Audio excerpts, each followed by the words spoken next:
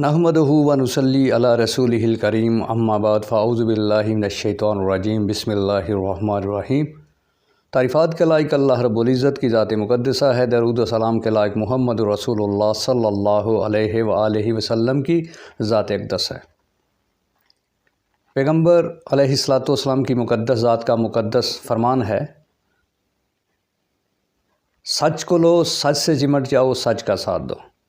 और अल्लाह रब्बुल इज़्ज़त का भी यही फरमान है, कूनू मास सादिकीन, सच्चों का साथ दो। तो आइए चलते हैं, हम आपको लिए चलते हैं उस वादी में, उस मार्केट में जहाँ शैतान जो है वो अपने तमाम हवारियों के साथ अपनी महफ़िल को सजाए बैठा है। तो सारे के सारे उसके हवारी झूठे फरेबी दगाबाज और ऐसे ऐसे हैं कि जो शैतान के हवारी हैं। उनमें सहब बिन उमर है, अबू मुहन्नफ है, उमर वाक़दी है। तो ये हवारी हैं शैतान के जो अपनी महफ़िल सजाए बैठे हैं। और मार्केट का नाम है जमल। तो हर तरह का झूठ, हर तरह का फरेब, हर तरह की बदमाशी यहाँ से आपको मिलेगी। और यहाँ से यहाँ पर आने वाले जो हैं उनको ऐसा नशा दिया जाता है कि वो अंधे, गूंगे और बहरे हो जाते हैं। उनके अंदर ये सालाहियत ख़त्म हो जाती है कि वो पहचान सकें कि हक़ क्या है, सच क्या है। ऐसा नशा उनको दे दिया जाता है कि जब वो बोलने लगते हैं तो वो ये नहीं देखते कि सामने कौन है। कितनी मुक़द्दस पाकीज़ा हस्तियां हैं जिनके बारे में उनकी ज़ुबान जो है वो खुल जाती है। नशे के अंदर आदमी ऐसे ही करता है। तो बात ख़त्म हुई थी अम्मा आयशा सदीक़ा कायनात रज़ी अल्लाह ताला अन्हा की मुक़द्दस ज़ात ने बसरा के अंदर जाकर जितने भी खारजी थे उस्मान रज़ी अल्लाह ताला अन्हु के कत्ल के अंदर जो मुलव्वस है, सब को फारिग कर दिया, मार दिया, कुत्तों की तरह घसीट कर निकाल कर मार दिया, सिवाय एक के, वो भी भाग गया। अब ये अपना जहर घोलने चला है शैतान, अपनी शैतानियाँ, अपनी अबलीसियाँ अपने हवारियों के साथ गूंगे, बहरे, अंधे मुकल्लदीन को ये पैगाम दे रहा है ताकि आगे फैलाओ। वो तिबरी जुज़ नंबर 3 सफ़ा 489 वो लिखता है कि जंगे बसरा ख़त्म होने के बाद अम्मा आयशा सदीक़ा कायनात रज़ी अल्लाह ताला अन्हा की मुक़द्दस ज़ात ने बसरा के लोगों को ख़त लिखा। अब ये बसरा के अंदर हैं, बसरा के अंदर कुत्तों की तरह उनको घसीट कर सबको मार दिया, कत्ल कर दिया।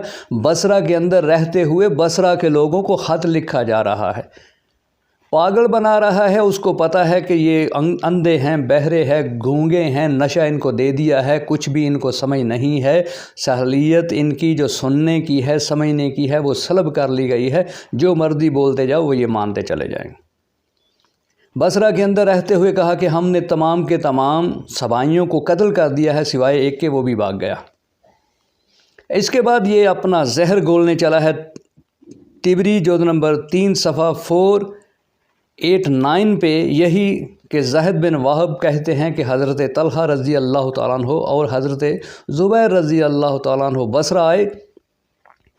और उन्होंने क्या किया, हज़रत अली रज़ी अल्लाह ताला अन्हु के मुकर्रर करदा अमीर उस्मान बिन हनीफ़ को गिरफ़्तार कर लिया। ये फ़तल बारी है, किताबुल फ़ितन जुज़ नंबर 16 सफ़ा 182। और इसका हवाला दिया है कि इब्ने अबी शेबा का हवाला दिया है, जिसका रावी ज़ैद बिन वाहिब है। ये इसका कोई पता ही नहीं ये कौन है, कहाँ से आया है, किस तरह से इसका तल्लक है इस बात से। लेकिन क्या करें, उसको पता है कि ये झूठे, अंधे, बहरे, गूंगे बात को कबूल करेंगे, वो बोलता चला जा रहा है। उसके बाद वो लिखता है कि फ़तल बारी किताबुल फ़ितन जुज़ नंबर 16 सफ़ा 168 का हवाला, ये तिबरानी का हवाला देकर वहाँ पर ये सनद लेकर आया है। सनद के बयान करने वाला इस्माइल बिन उमर अल बिजली है, वो ज़ईफ़ है, गरीब है और मुनकर रवायतें जो है वो पेश किया करता है। तहज़ीब के अंदर वो क्या लिखता है कि जब हज़रत अली रज़ी अल्लाह ताला अन्हु के साथियों को ये पता चला कि हज़रत तलहा और ज़ुबैर रज़वान अल्लाह अलैहिम अजमईन बसरा वालों से मिल गए हैं, तो ये बात उन पर शाक गुज़री, उनके दिलों में खौफ पैदा हो गया। अब देखें, हज़रत अली रज़ी अल्लाह ताला की मुक़द्दस ज़ात के बारे में कह रहा है, जो डरने वाली ज़ात है ही नहीं, कि उनके दिल में खौफ पैदा हो गया। और हज़रत अली रज़ी अल्लाह ताला ने फरमाया कि कसम अल्लाह की जिसके अलावा कोई इला नहीं, تم اہل بصرہ پر غالب آؤ گے اور طلحہ اور زبیر رضوان اللہ علیہم اجمعین کو قتل کر دو گے۔ اب یہ حضرت علی رضی اللہ تعالیٰ عنہ کی مقدس ذات کے شایان شان نہیں کہ وہ بھری محفل میں یہ کہیں کہ ہم قتل کر دیں گے حضرت طلحہ اور زبیر رضوان اللہ علیہم اجمعین کی مقدس ذات۔ اس کے بعد وہ کہتا ہے کہ حضرت علی رضی اللہ تعالیٰ عنہ نے قاصدوں کو بھیجا، جن میں حضرت عمار بن یاسر رضی اللہ تعالیٰ عنہ ہیں اور حضرت حسن رضی اللہ تعالیٰ عنہ کی مقدس ذات۔ تو کہتے ہیں کہ ایک شخص نے عمار بن یاسر رضی اللہ تعالیٰ عنہ سے کہا، جس کے لیے تم جنت کی بشارت دے رہے ہو، اس کے مقابلہ میں اس شخص کی مدد کرنا چاہتے ہو جس کے لیے تم جنت کی بشارت نہیں دیتے۔ تو یہ سن کر حضرت حسن رضی اللہ تعالیٰ عنہ کی مقدس ذات نے کہا کہ اے عمار رضی اللہ تعالیٰ عنہ، اپنی تقریر سے ہمیں معاف رکھو، اصلاح کے لیے اہلیت کی ضرورت ہوتی ہے۔ پھر حضرت حسن رضی اللہ تعالیٰ عنہ نے تقریر کی۔ اس تقریر کے بعد لوگ حضرت علی رضی اللہ تعالیٰ عنہ کی مدد کے لیے روانہ ہو گئے۔ طبری جزء نمبر 3 صفحہ 499، یہ سہل بن عمر ہے جو کذاب ہے، جھوٹا۔ اب دیکھیں کہ مولوی صاحب جو ہیں آج کے دور کے جو علماء ہیں وہ ایک دوسرے سے جب بات کرتے ہیں تو اخلاق سے گھری ہوئی بات کرتے ہیں، ایک دوسرے کو کاٹنے کو دوڑتے ہیں۔ تو یہاں اس کو پتہ ہے کہ یہ اخلاق سے گھری بات جو کرنے والے ہیں یہ مان لیں گے کہ نعوذ باللہ حضرت حسن رضی اللہ تعالیٰ عنہ کی مقدس ذات اس طرح کی اخلاق والی بات کریں گے کہ جو ان کے شایان شان ہے ہی نہیں۔ اور حضرت عمار بن یاسر رضی اللہ تعالیٰ عنہ کے بارے میں یہ اس طرح کی بات کر رہے ہیں۔ اس کے بعد یہ لکھتا ہے،